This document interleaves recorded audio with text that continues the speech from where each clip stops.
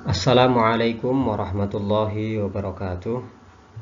Bismillah, alhamdulillah, wassalatu wassalamu ala rasulillah Sayyidina wa maulana Muhammad ibn Abdullah wa ala alihi wa sahbihi wa man tabi'ahu bi ihsanin ila yaumis sa'ah, amma ba'd. Teman-teman sekalian, sahabat-sahabat sekalian, mudah-mudahan senantiasa dalam keadaan sehat walafiat. Alhamdulillah, pada kesempatan kali ini kita akan bersama-sama belajar, kita akan sharing, kita akan mempelajari bab ijtihad. Nah, ijtihad pada bab ini, pada bagian ini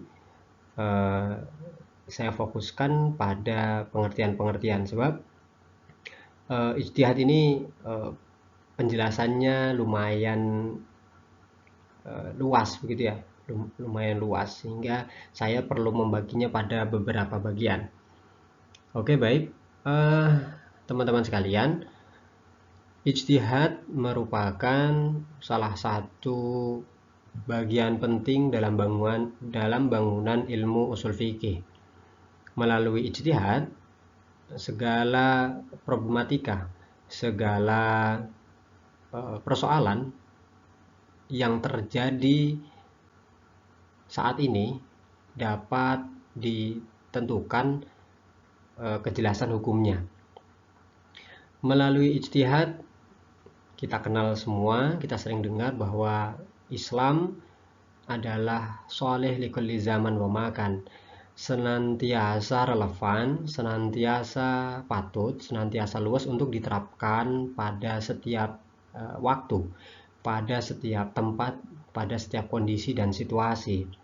Nah, untuk mewujudkan itu, merealisasikan Islam sholih likulli zaman wa makan, khususnya dalam bidang hukum Islam, maka salah satu cara yang ditempuh adalah melalui proses ijtihad.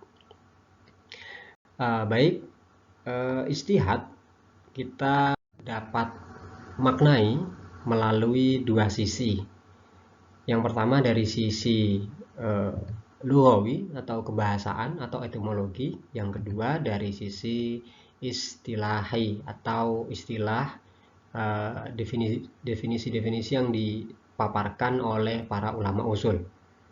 Secara bahasa, ijtihad berasal dari kata jahada yajhadu, yang bermakna usaha yang sungguh-sungguh. Ijtihad dalam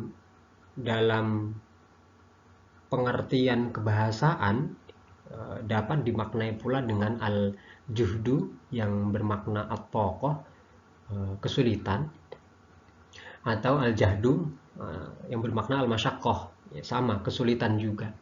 Sementara kemudian ijtihad itu mengikuti wazan ifta'ala yafta'ilu. Mengikuti wazan ifta'ala yafta'ilu ini bermakna mubalaghah, berlebihan begitu. Maka ijtihada yajtahidu mengikuti wazan ifta'ala yafta'ilu, ifti'alan, ijtihadan, memberikan pemahaman pada kita bahwa dari asal katanya saja jahada yajhadu adalah usaha yang sungguh-sungguh ditambah dengan berlebihan, artinya usaha yang dilakukan itu benar-benar sungguh-sungguh, tidak main-main. Maka secara mudah gitu, ijtihad dimaknai dengan kesungguhan, bersungguh-sungguh dalam mengerahkan setiap potensi yang dimiliki, baik potensi fisik maupun secara akal pikiran. Jadi tidak kemudian usaha itu hanya sebatas, artinya tidak benar-benar usaha. Ijtihad itu ya benar-benar harus bersungguh-sungguh berusaha. Karenanya ijtihad tidak berlaku bagi masalah-masalah yang remeh-temeh, masalah-masalah yang sepele. Ijtihad hanya berlaku pada masalah-masalah yang sulit, pada masalah-masalah yang pelik. Sementara pada masalah-masalah yang sepele remeh-temeh seperti kita mau pakai baju atau kaos, pakai baju yang warna hijau, merah, ungu, atau kaos putih, kaosnya berkerah atau tidak, ya itu memang memerlukan usaha. Tetapi usahanya, usaha yang dilakukan itu tidak perlu mengeluarkan potensi fisik dan pikiran. Ya sudah, tinggal menentukan saja kaos atau baju itu usaha, tetapi tidak masuk kategori ijtihad. Itu secara kebahasaan, secara bahasa. Sementara secara istilah, definisi ijtihad ini disampaikan oleh Imam Al-Ghazali, oleh Syekh Abu Zahra, oleh Al-Amidi, oleh Asy-Syaukani, dan oleh Syekh Ali Jum'ah.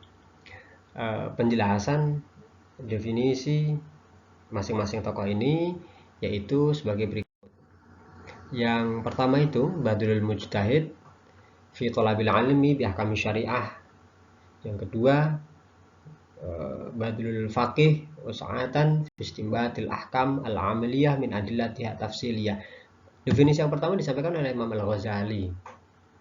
Beliau mengatakan bahwa ijtihad adalah seorang mujtahid mengerahkan segala daya upaya di dalam menemukan hukum-hukum syariat.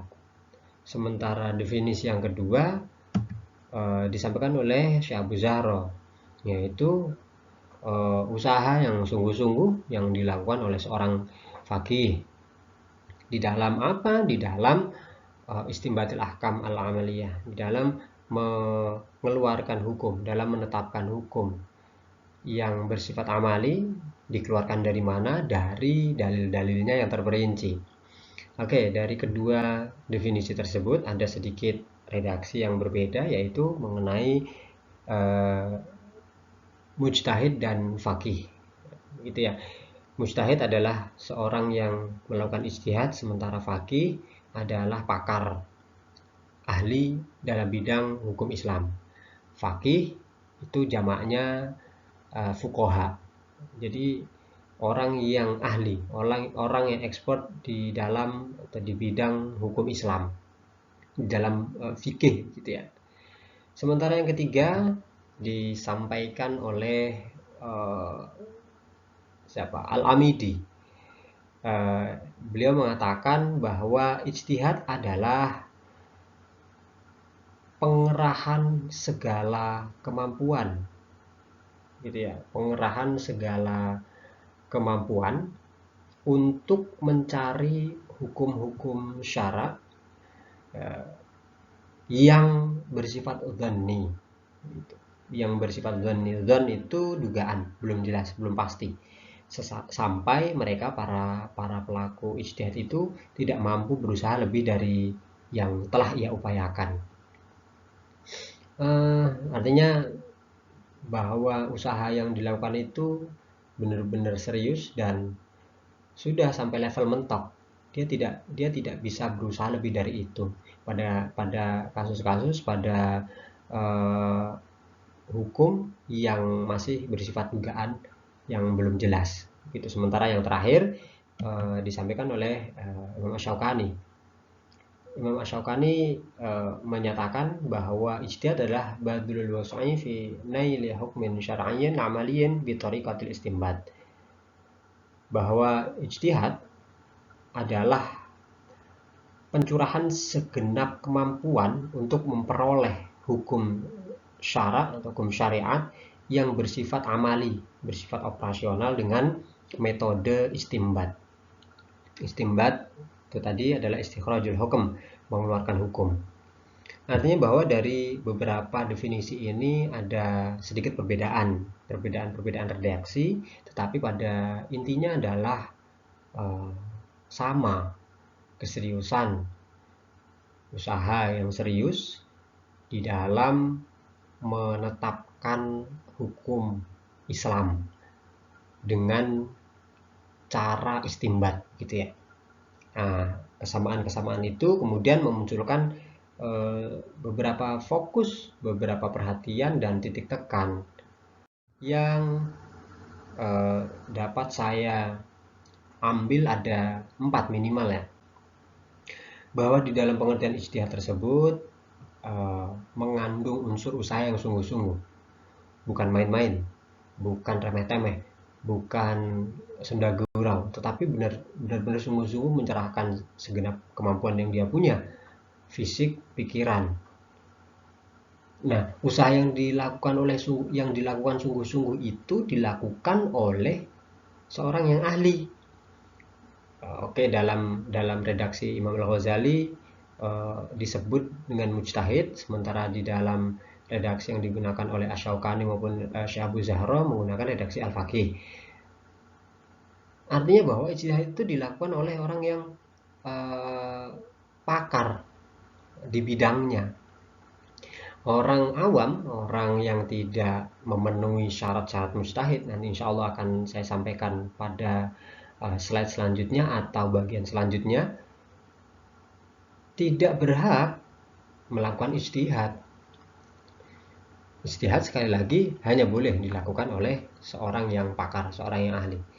Titik tekan atau fokus yang ketiga adalah mengenai objek ijtihad. Tentu ijtihad itu hanya boleh dilakukan pada hal-hal yang bersifat dugaan, bersifat dzan, dia belum pasti. Tidak boleh dilakukan pada hal yang bersifat qat'i atau yang sudah sharih secara jelas disebutkan status hukumnya oleh nas, baik Al-Quran, Sunnah maupun Ijma'. Dalam hal yang sudah disebutkan secara jelas seperti kewajiban sholat 5 waktu, kewajiban puasa Ramadan dan lain sebagainya, itu tidak boleh lagi diijtihadkan, dilakukan ijtihad untuk menentukan status hukum yang lain. Misalnya orang berijtihad untuk menentukan bahwa sholat itu tidak 5 waktu tetapi cukup 4 waktu. Nah, ya nggak boleh. Karena apa? Karena dia menyalahi daripada objek ijtihad. Sementara yang terakhir, yang keempat, titik tekannya ada pada metode istimbat, metode penarikan hukum dari dalil-dalilnya. Ya, ini metode yang digunakan bisa beragam ya. Kalau mengacu pada pendapat para ahli usul, metode istimbat ini dapat dikategorikan ke dalam 2 hal. Yang pertama dari sisi kebahasaan, nanti ada nas, ada dalalah, ada am khos, ada mutlak muqayyad, ada